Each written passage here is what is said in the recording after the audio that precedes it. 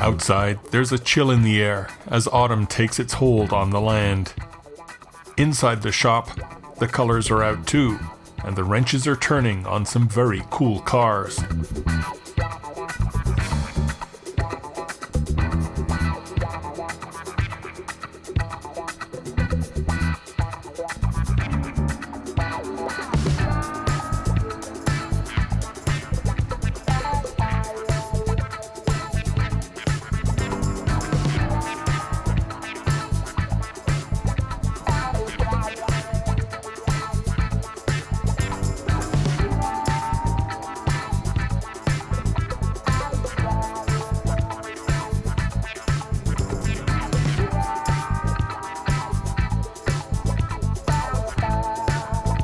And by the way, I bought a flywheel yesterday for a Chevy Camaro, and here it is, flywheel assembly for an automatic transmission.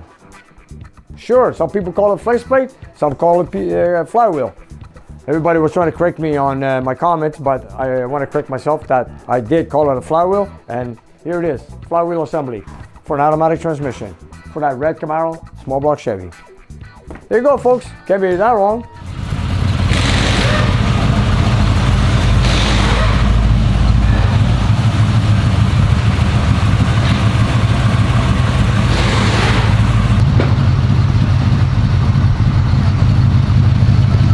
Another one ready to go.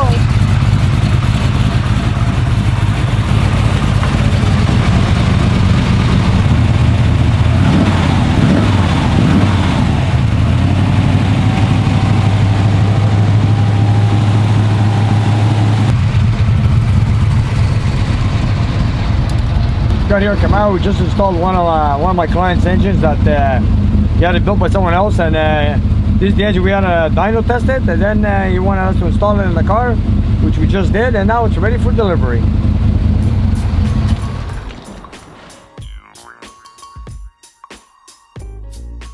I got my client here, Phil, who just bought a 70 Satellite with a 440, and we are going to remove his Demon carburetor because he wants to install the, I believe, what kind of carburetor did my brother get you? 770.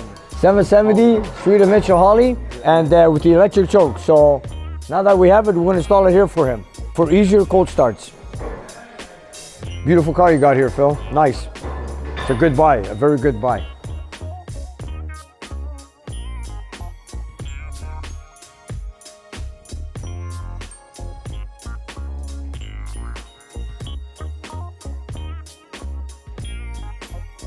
Nick's client got a great deal on this car. It's in excellent condition and has everything you need for some fun. But there are a few things that need to be put right, and nobody is better at putting Mopars right than Nick. This is my problem, look. This fuel line falls right into my wiring.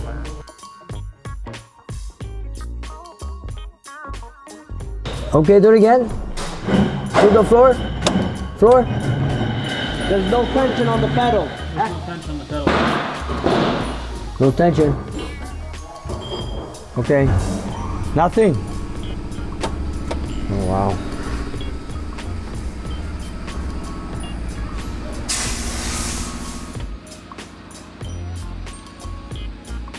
Nick likes his muscle cars the way they came from the factory. We're trying to make sure it's full throttle when he puts it to the floor. Okay, do it again, Phil. More often than not, fancy aftermarket parts just turn out to be a pain in the neck. That's all custom made. You see, it's a high intake, tall bracket. It's not an original gas pedal. It's all custom work, you know. The 440 Satellite should be ready to go once Nick gets the new carb dialed in and a couple of other minor things taken care of for his client. But other guys are not so lucky. Like the fellow who just picked up this Corvette, but didn't realize he'd been driving the car with no oil in it. If I would have known it was a crankshaft, I would have told you don't drive it here. Yeah, I would have told you not to drive it. But I didn't know he had no oil. I didn't know. If you put 1 liter, I'm going to put 2. Yeah, it's enough to damage the... Check it first or no? Nope, I know you need 2 liters automatically. Oh, you're not ready. No, I know you need 2 liters. So that means there was 3 missing. That's right. The client had added a bottle of oil this morning before coming in for what he thought was an exhaust noise. But the dipstick was dry when he got to Nick's shop. So the boss is adding a couple more liters before trying to turn the old Chevy over.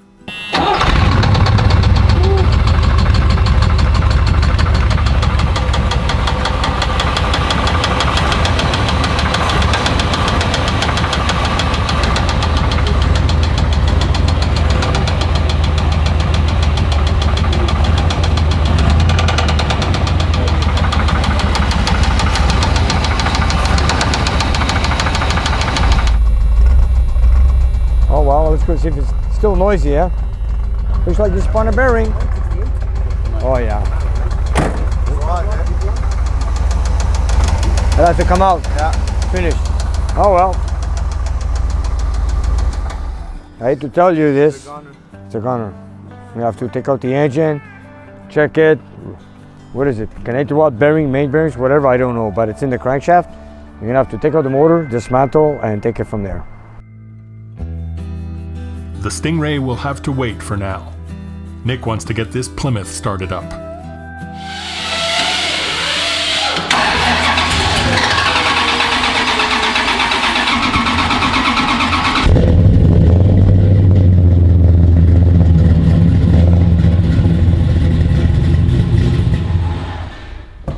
Did the choke close, Vasily? That's close. Okay.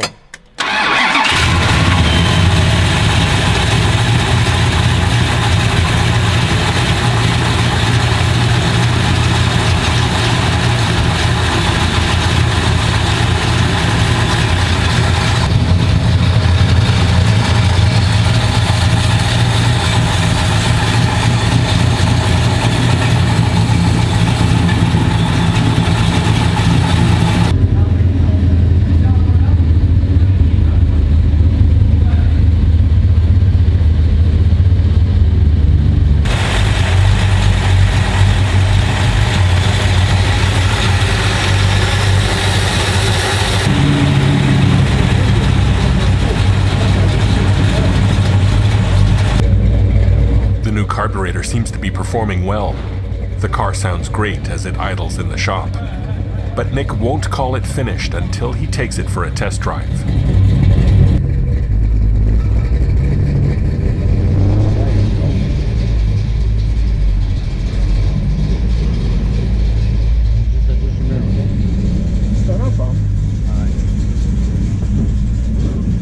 See, you hear it. See, even the bump, you hear the exhaust. The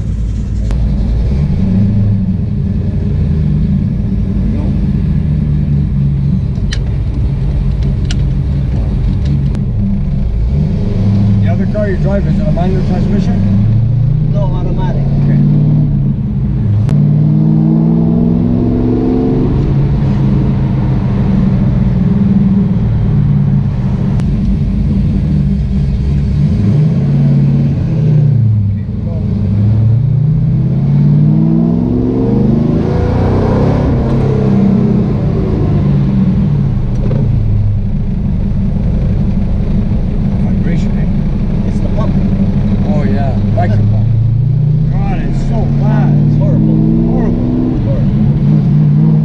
Has got a noisy vacuum pump that will have to go. But then something much more serious happens.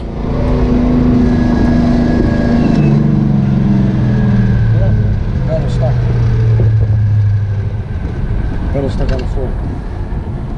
That's weird. That's why I always test drive my cars, especially when you play with carburetors.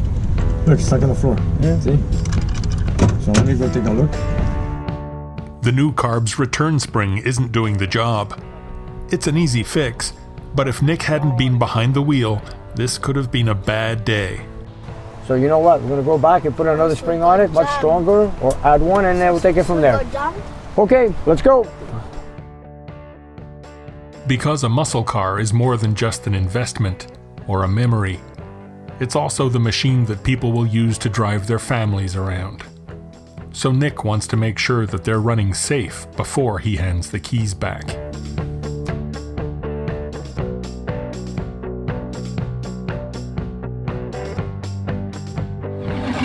gonna tell you one more time.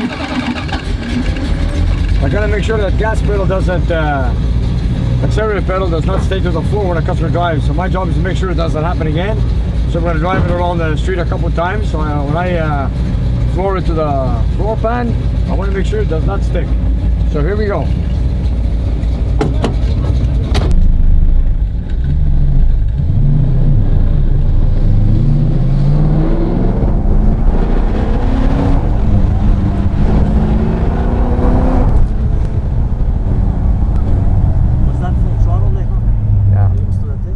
Yeah, I floored it there. I'm going to floor it a few times. I got to make sure it doesn't stay on you. This is something I cannot give you back, you know? See, like,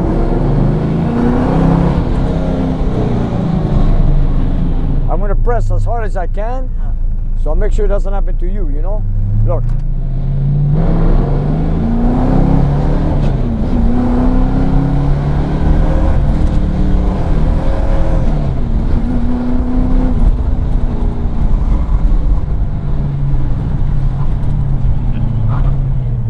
Make sure it doesn't get stuck, you know? I'm going to tell you, you're going to get a set of gears 323 and get rid of that rear end so you don't break it.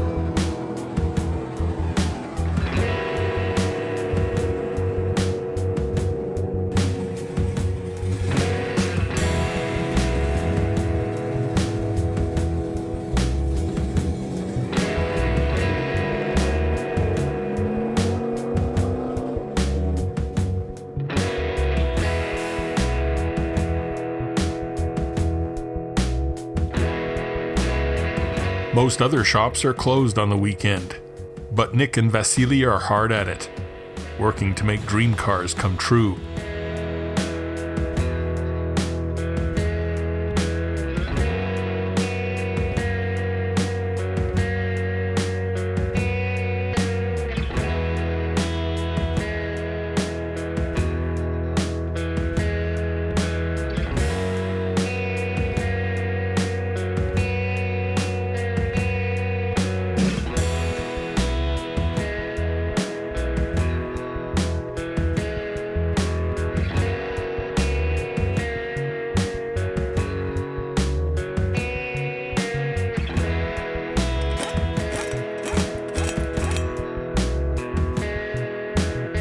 This afternoon, the big 505 Hemi is getting squeezed back into Tony's 1964 Polara after making more than 600 horses on the dyno last week.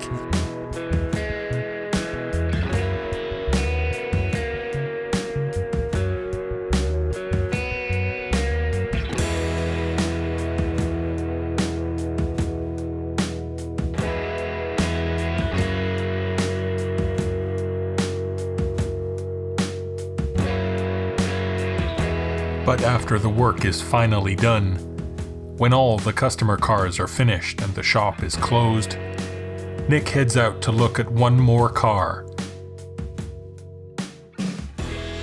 His own dream. The 1970 Challenger that he's restoring into a perfect Kowalski tribute. I think the car is getting along very well. Here we got a car that we had taken apart in many pieces. We've put a complete new floor pan from the rear panel right up to the dash. We've replaced the firewall. We have replaced the two inner front fenders. Then we also replaced the trunk lid. We had the doors repaired, the fenders repaired, and it's going good. And there's a lot of work involved here. My buddy here with the body shop is doing a great job. It's going faster than I thought, but he's a man who knows his cars inside out very well. So I gotta give him credit, he knows what he's doing. He knows the in and outs, and he's done a lot of e-bodies, and I've done a lot of engines for him for that reason, and he's done a good job on this.